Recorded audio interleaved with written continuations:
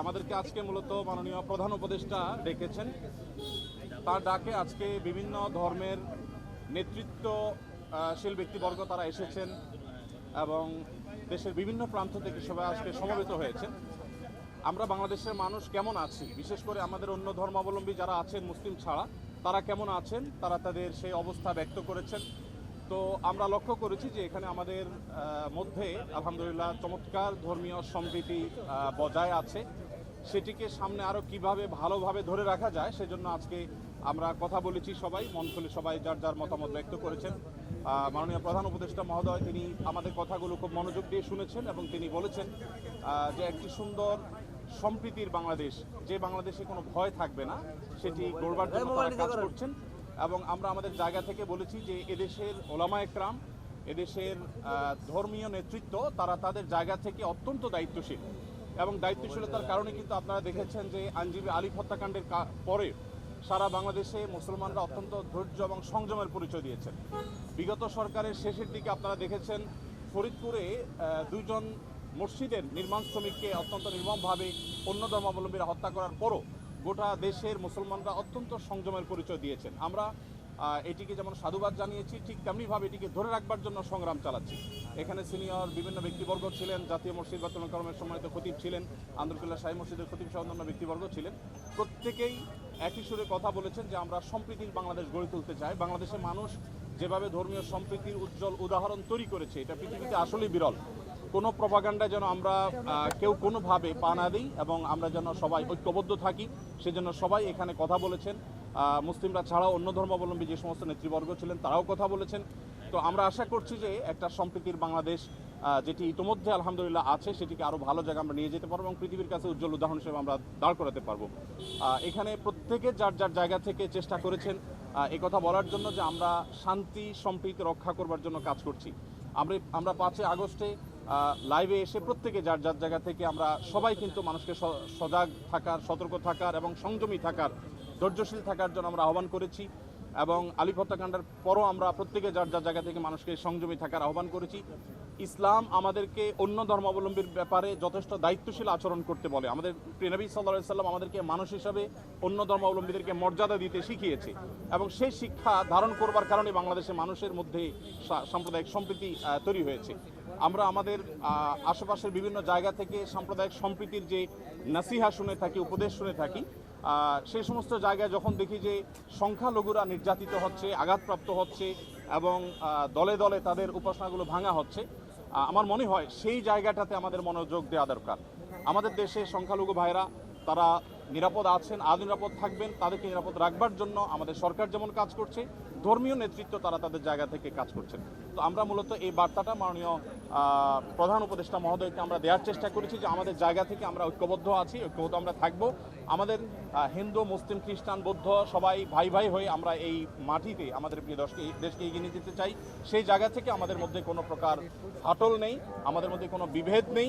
বিভেদ এবং ফাটল যারা দেখাবার চেষ্টা করছে তাদের সে মিথ্যা প্রপাগান্ডা যেন বিশ্ববাসী বিভ্রান্ত না হয়, আমাদের দেশের মানুষ যেন বিভ্রান্ত না হয়, আমরা সেই বার্তাটি মূলত আজকে দেওয়ার চেষ্টা করছি। ধন্যবাদ।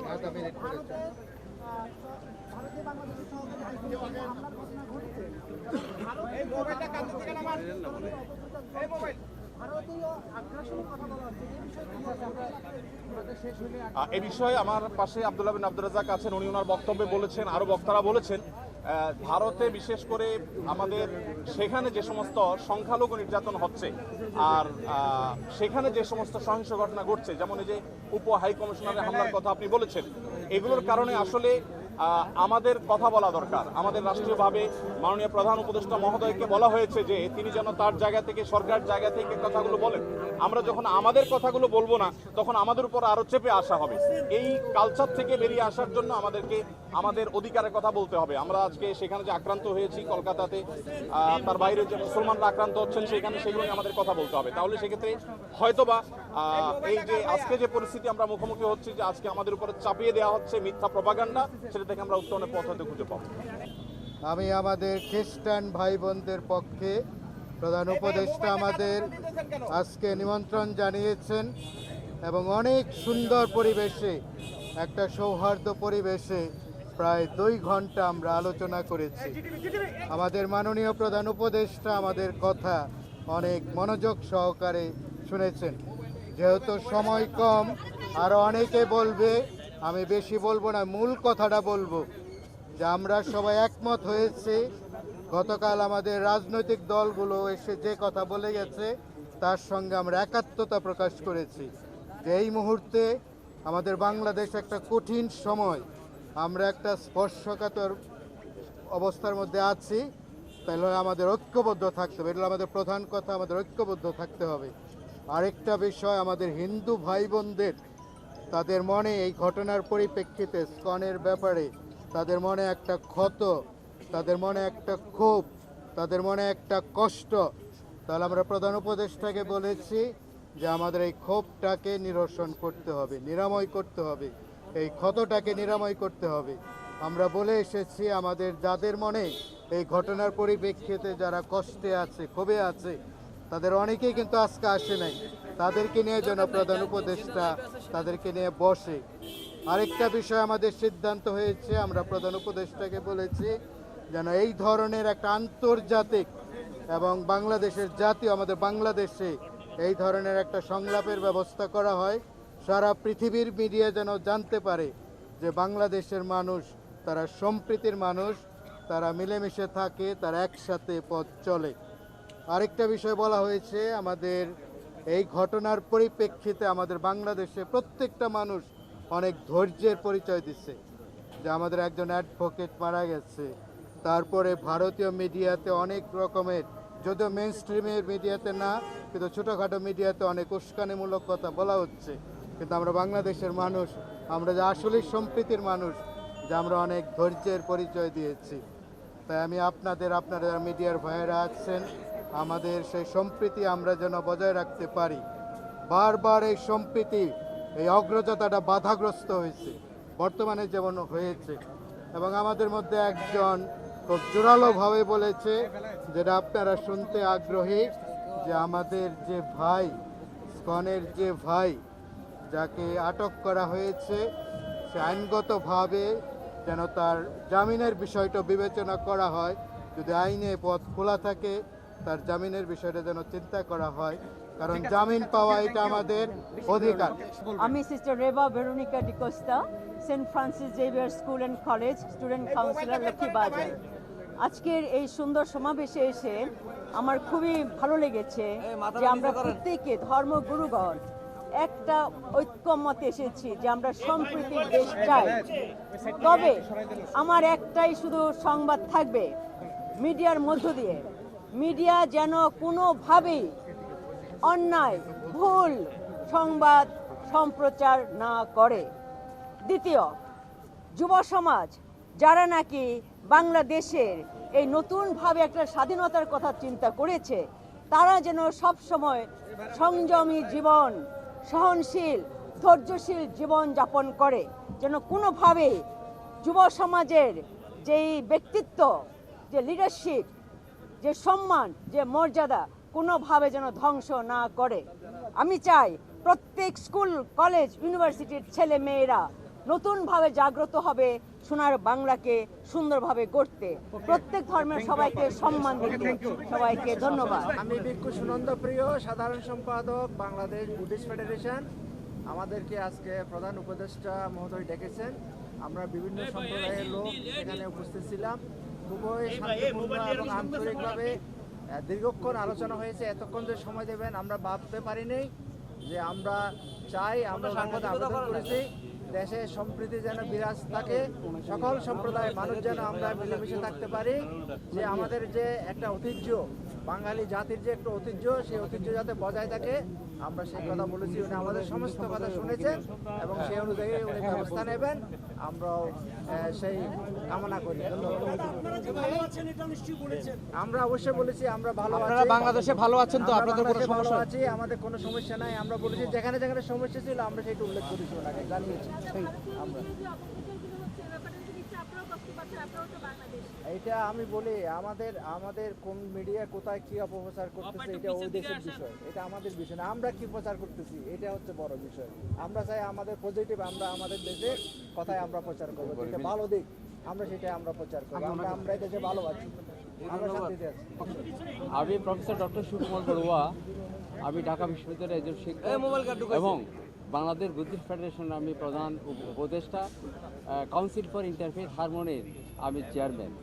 আমি একটি কথা বলতে চাই, আমরা একটা মানবিক রাষ্ট্র চেয়েছি এবং যেটা 5ই আগস্টের পরে সেটা আমরা একটা নতুন বাংলাদেশ গড়ার জন্য যে স্বপ্ন ছিল আমাদের মধ্যে, আমরা সকলেই কিন্তু এই দেশের নাগরিক। আমরা শান্তি সম্প্রীতিতে বসবাস করতে চাই। এই জন্য প্রধান আমি বলছিলাম যে একটি আন্তর্জাতিক সম্মেলন করার জন্য সম্প্রীতি সম্মেলন, যেটাতে সকল ধর্মবর্ণ জাতিগোষ্ঠী আসবে এবং নির্গোষ্ঠী সহ এদেশের সকল মানুষ আসবে এবং বিশ্ব থেকেও আমরা যাতে সেরকম লিডার আমরা এনে এদেশের মিশনগুলোকে, ঢাকাস্থ যে কূটনীতিক মিশনগুলো আছে, যারা আমাদেরকে দেখুক যে আমরা শান্তির মধ্যে মেলবন্ধনে আমরা অবস্থান করতে চাই। এই জন্য আমার প্রধান বক্তব্য ছিল শান্তি সম্মেলন করে আন্তর্জাতিক এখানে যে সংস্থাগুলো আছে এবং বিভিন্ন মিশন যেগুলো আছে তারা সহ প্রতিবেশী দেশ সহ বিশ্বের মধ্যে জানুক যে বাংলাদেশ একটি সম্প্রতির দেশ। এটা এক। আর দ্বিতীয়ত চেয়েছি আমরা বিভাগে এবং শান্তি সম্মেলন করে বিভাগে আমরা সেটা করতে চেয়েছি এবং আমরা কনফারেন্স করতে চেয়েছি এবং বিশেষ করে আমাদের চার ধর্মের মধ্যে যাতে আমাদের ঐক্যবন্ধন থাকে, এটা যাতে কখনোই যাতে বিনষ্ট না হয়, আমরা ঐক্যবন্ধনে থাকতে চাই। আবহমানকালে যে সংস্কৃতি, আমরা সেই রকম একটি রাষ্ট্র তৈরি করতে চাই। আজকে আমরা এই দেশের নাগরিক, সার্বভৌমত্ব অধিকার এই দেশের সকল ক্ষেত্রে আমাদের যাতে এগুলো বিঘ্ন না হয়, আমরা সেইভাবে একটি সুন্দর একটা রাষ্ট্র। Thank you sir. আমার নাম অবিনাশ মিত্র, রমনা শ্রী শ্রী হরিচাঁদ মন্দির ধর্ম সহ সম্পাদক। আজকের আমরা দীর্ঘ সময় ধরে মাননীয় প্রধান উপদেষ্টার ডাকে একত্রিত হয়েছি।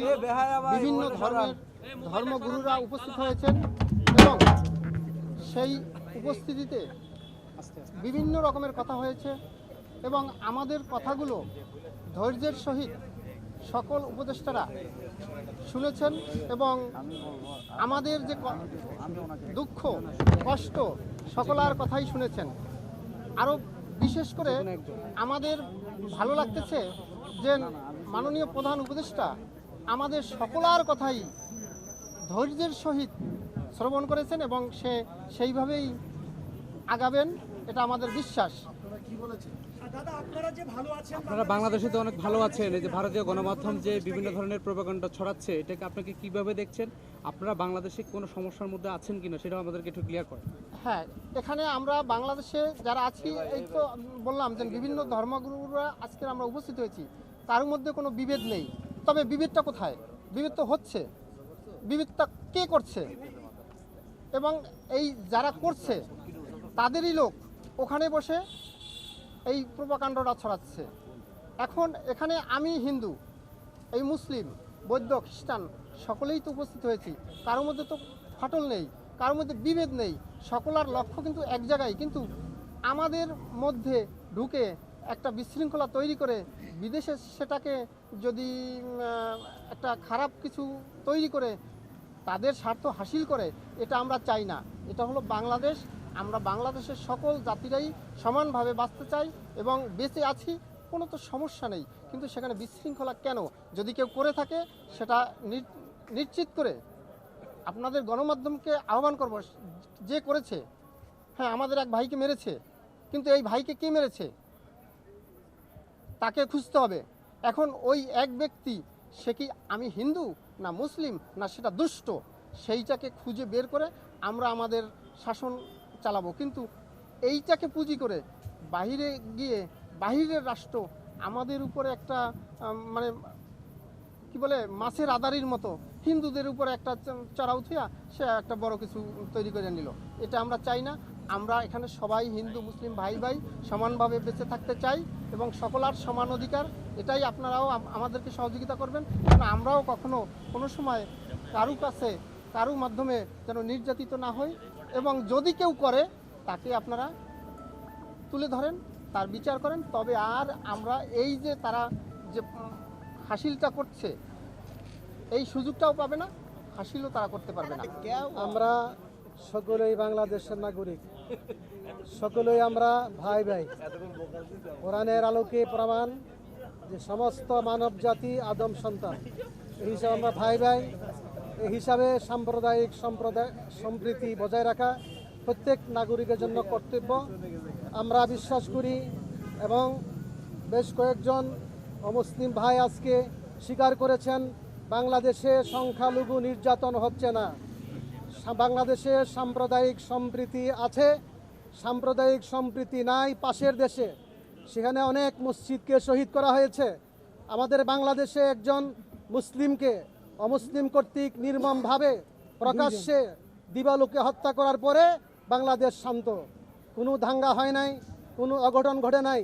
ফরিদপুরের মধুখালীতে হিন্দু সম্প্রদায়ের কর্তৃক আমাদের 2 জন হাফেজ ছাত্রকে হত্যা করা হয়েছে, তারপরেও কোনো বাংলাদেশে সাম্প্রদায়িক দাঙ্গা হয় নাই। আমরা এটা পুরো বিশ্বাস করি। আমরা যে কোনো সময় আশঙ্কা বোধ করি, আমরা অমুসলিম ভাইদেরকে পাহারা দেই, তাদের মন্দিরকে পাহারা দেই। আমরা সাংবাদিক ভাইদেরকে সহযোগিতা চাইব বাংলাদেশের সাম্প্রদায়িক সম্প্রীতি প্রচার করার জন্য। এবং সাথে সাথে আমরা বলে আসছি, আমরা সকলেই দেশের স্বার্থে ঐক্যবদ্ধ আছি। সকলে মিলে দেশের বিরুদ্ধে যারাই ষড়যন্ত্র করবে তাদেরকে ঐক্যবদ্ধভাবে কঠিন হস্তে দমন করব ইনশাআল্লাহ। সবাইকে ধন্যবাদ। আমি জনসন উমরি কামাল, গারো পুরোহিত। আজকে আমরা প্রধান উপদেষ্টাদের যে আলাপ করেছি, যে সমস্যাগুলি, আমরা ঐক্যবদ্ধ হয়েছি।